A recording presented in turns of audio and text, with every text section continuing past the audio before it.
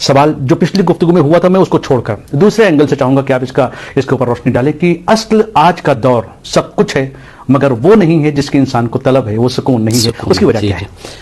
الحمدللہ، جیسا کہ آپ نے گفتگو کی ابتدا حضرت ابراہیم و اسماعیل سے کی اور اس میں بہت زیادہ کردار ہے جناب حاجرہ صلوات اللہ تعالیٰ علیہ کا. اگر آپ ان تینوں کرداروں کو دیکھیں تو اس میں ایک چیز آپ کو مشترک نظر آئے گی، اور وہ یہ ہے کہ ان کی زندگی فرائض کے محور میں گھومتی ہے. کیا بات ہے! یعنی انسان جب اپنا فریضہ سمجھ لیتا ہے، ذمہ داری سمجھ لیتا ہے، اور جب وہ اس ذمہ داری کو ادا کرنے کے درپے ہوتا ہے اور اس کو کوشش کرتا ہے اس کو صحیح طریقے سے، احسن طریقے سے انجام دے، جیسے جیسے اس ذمہ داری کو انجام دینے کے قریب جاتا ہے یہ سکون کو پاتا جاتا ہے. یہاں پر توجہ فرمائیں، اولاد کی اپنی ذمہ داری ہے، باپ کی اپنی ذمہ داری ہے، ماں کی اپنی ذمہ داری ہے. یہ تینوں کردار ہمیں حضرت ابراہیم و حضرت اسماعیل و جناب حاجرہ صلوات اللہ تعالیٰ علیہ میں نظر آتا. سبحان اللہ. یعنی بیٹے ہونے کے فریضے کو انجام دے رہا ہے، باپ ہونے کے فریضے کو انجام دے رہا ہے، بی بی حاجرہ اپنی زوجہ اور ماں ہونے کے فریضے کو انجام دے رہے ہیں. یہاں پر اور ان میں ایک جملہ میں ایڈ کروں، ان تمام فریضوں میں جو افضل ترین فریضہ ہے وہ بندگی ہے. یعنی یہ تینوں ہستیاں خدا کی اطاعت میں تگ و دو کر رہی ہیں، مگر تگ و دو کرنے کا انداز یہ ہے کہ جناب حاجرہ اپنے ماں ہونے کا فریضہ بھی ادا کر رہی ہیں، زوجہ ہونے کے فریضے کو بھی ادا کر رہے ہیں، اور خدا کی بندگی سے بھی دور نہیں ہو رہی. یعنی آج سب سے بڑا سوال یہ اٹھایا جاتا ہے اور کیا جاتا ہے، اولاد کہتی ہے کہ میں اپنے باپ کا کہنا مانتا ہوں تو خدا کی بندگی سے دور ہو جاتا ہوں. باپ کہتا ہے اگر میں اولاد کی ذمہ داری کو پورا کرتا ہوں تو خدا کی بندگی سے دور ہو جاتا ہوں. یہ بہترین مثال ہے حضرت ابراہیم و اسماعیل و حاجرہ کی کہ وہ اپنے فرائض کو انجام بھی دے رہے تھے اور خدا کے قریب بھی ہوتے جا رہے تھے.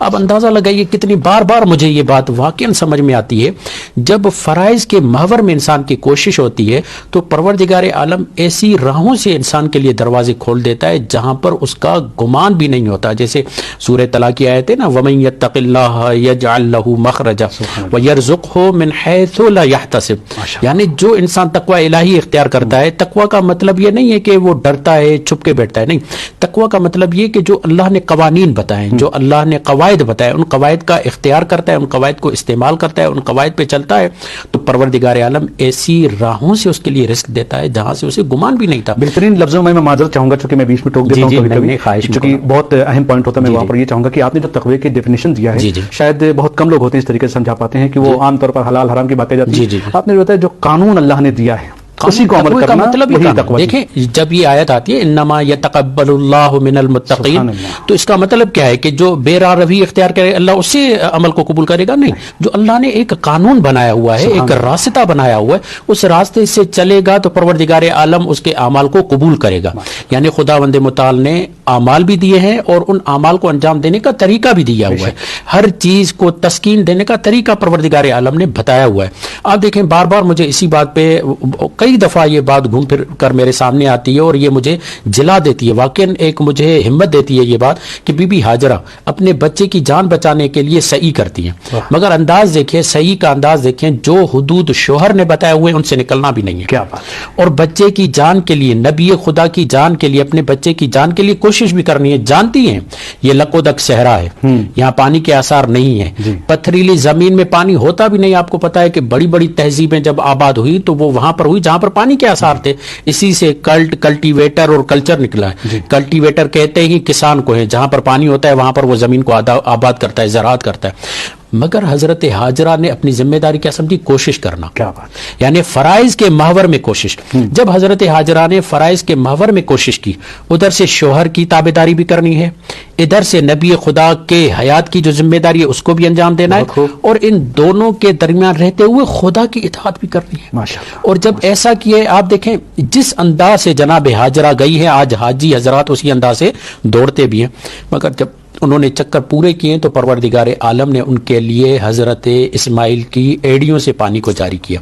کہیں اور سے پانی جاری نہیں ہوا، ہو سکتا تھا یہ بتانا تھا بی بی حاجرہ، جناب حاجرہ اور اس کے درمیان ربط اور وہیں سے پانی کا جاری کرنا.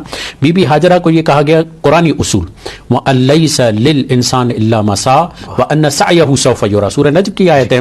حضرت علامہ علی نقوی اللہ مقامہ فرماتے ہیں جو بھی انسان کامیاب ہونا چاہتا ہے وہ یہ آیتیں اپنے سامنے لکھ کر رکھے جس بھی فیلڈ میں ہے خدا کا اصول قاعدہ یہ، یہاں پر نہ ملت کا کام ہے، نہ مذہب کا کام ہے، نہ رنگ کا کام ہے، نہ نسل کا کام ہے. جو جس ملت، رنگ و نسل سے تعلق رکھے، اللہ کے اس قانون پر عمل کرے، پروردگار عالم اس کے لیے مہیا کر دے گا. حضرت ہاجرہ کو کہا گیا تم کوشش کرو، پروردگار عالم تمہارے لیے پتھروں سے پانی کو نکال دے گا، یعنی دوسرے لفظوں میں پتھر پانی ہو جائیں گے. اور یہاں پر اب دیکھیں جب پانی آ گئے، حضرت اسماعیل سیراب ہو گئے. یہاں پر بہت ہی پیارا نقطہ، چند دن پہلے ہمارے یہاں قم کے بہت ہی فاضل شخصیت ہیں، وہ عرفانی قربانی پر گفتگو فرما رہے تھے. وہاں پر انہوں نے بہت اچھا جملہ کہا، اس کی طرف واقعی پہلے میں متوجہ نہیں تھا. انہوں نے کہا کہ جب ولی خدا لک و دک صحرا اور بے آباد جگہ پر آتا ہے، بیابان جگہ پر آتا ہے، تو ولی خدا کے قدم اس جگہ کو آباد کر دیتے ہیں. یعنی حضرت اسماعیل آئے، ان کے وجود سے اللہ نے زمین کو کیسے آباد کیا، وہ سبب حیات پانی یہاں پر ایجاد ہو گیا. اور یہیں پر وہ فرماتے ہیں جس طریقے سے حضرت اسماعیل کے آنے سے پورا مکہ آباد ہوا، پانی آ گیا، اسی طریقے سے امام زمانہ عجل اللہ تعالی فرج و شریف کے آنے سے پوری دنیا اپنے خزانے اڈیل دے گی، یعنی زمین اپنے خزانے اڈیل دے گی. یہاں پر آپ دیکھیں جب حضرت ہاجرہ نے دیکھا پانی آ گیا، پانی رک نہیں رہا. اب جناب ہاجرہ کو کہنا پڑ رہا ہے زمزم، باڑ لگائی اور باڑ بنائی اور اس کے بعد کہا زمزم. کیوں جناب ہاجرہ کہہ رہی ہیں زمزم؟ یہ خدا دکھانا چاہ رہا ہے، جو خدا کی راہ میں کوشش کرتے ہیں اللہ انہیں ولایت کا مقام عطا کر کے ان کے ذریعے پانی کو ان کے سامنے تسخیر کر دیتا ہے. جب وہ پانی کو کہتے ہیں رک جا تو رک جاتی. اب دیکھیں یہاں پر حضرت اسماعیل بھی مطمئن ہے، بی بی ہاجرہ بھی سکون میں ہے، حالانکہ تنہائی کے عالم میں جب فرائض کے محور میں انسان چلتا ہے نا، پھر فریضے کی ادا میں انسان کو ڈر نہیں لگتا، پھر فریضے کے ادائیگی میں انسان کے اندر ہیجان نہیں ہوتا، پھر فریضے کی ادائیگی میں انسان پریشان نہیں ہوتا، پھر فریضے کی ادائیگی کی طرف جاتا ہے. جیسے یہاں لک و دک صحرا میں، تنہائی میں، رات کی تاریکی میں، جانوروں کو کسی کا بھی خوف جناب ہاجرہ کو نہیں. بے عینی حضرت زینب کو جب دیکھتے ہیں اور دربار یزید یا دربار عبید اللہ ابن زیاد میں جب آتی ہیں تو یہ جملہ کہتی ہیں ما رأیت الا جمیلا. کیوں؟ ان شخصیات کی زندگی فرائض کے محور میں تھی. جب انسان فریضے کو ادا کرنے کے لیے آگے بڑھتا ہے، اب یہاں پر مجھے جملہ کہنے دیجئے، ماں کا فریضہ الگ ہوتا ہے، باپ کا فریضہ الگ ہوتا ہے، اولاد کا فریضہ الگ ہوتا ہے، دوست کا فریضہ الگ ہوتا ہے. میں ایک مثال دینا چاہوں گا یہاں پر. اگر کوئی یہ چاہتا ہے کہ میری پیاس بجھے تو وہ پانی سے بجھے گی، کھانے سے نہیں بجھے گی. اگر کوئی چاہتا ہے میں کھانا کھانے سے میری پیاس بجھے تو کھانا کھانے سے پیاس نہیں بجھے گی بلکہ پانی سے ہی پیاس بجھے گی، بلکہ کھانا کھانا اس کے لیے دشوار ہو جائے گا، یا اگر بھوک کی شدت ہے تو پانی پینا اس کے لیے دشوار ہو جائے گا اور چھو لگ جاتا ہے. پتہ ہے آپ کو، ایک جب پانی پیتے پیتے پانی کی گرہ لگ جائے وہ گلے میں، یہ بہت خطرناک ہوتی ہے. پانی کی گرہ، وہ جو مائع ہے وہ جو اٹکنے والا نہیں ہے، جب وہ اٹک جائے تو جان بھی چلی جاتی ہے. اس طریقے سے ہوتا ہے. تو یہاں پر ہم کہنا کیا چاہ رہے ہیں، اگر کوئی چاہتا ہے کہ میں سکون حاصل کروں، ایک خاتون ہے، وہ زوجہ بننے میں جو سکون اسے حاصل ہوگا وہ گرل فرینڈ بننے میں اسے سکون حاصل نہیں ہوگا. ٹھیک ہے. ایک شخص چاہتا ہے کہ میں سکون حاصل کروں، شوہر بن کر وہ سکون حاصل کر سکتا ہے، آزاد ہو کر وہ سکون حاصل نہیں کر سکتا. دیکھیں پروردگار عالم نے مرد اور عورت کی جو طبیعت میں، فطرت میں، وہ پیرنٹلسٹک فطرت بنائی ہے. یعنی اس کی فطرت میں ہے کہ جب یہ بالغ ہو جائے گا، جب یہ بڑا ہو جائے گا تو اس کے لیے بچوں کا ہونا ضروری ہے. اگر اس کو اپنے بچے نہیں ہوں گے تو کسی اور کے بچے گود لے گا. یعنی یہ اپنی اس فطرت کو جلا بخشے گا، سکون بخشے گا. یہ فطرت ویسے سکون میں آنے والی نہیں. اب دیکھیں انسان پر ظلم کیا ہوا.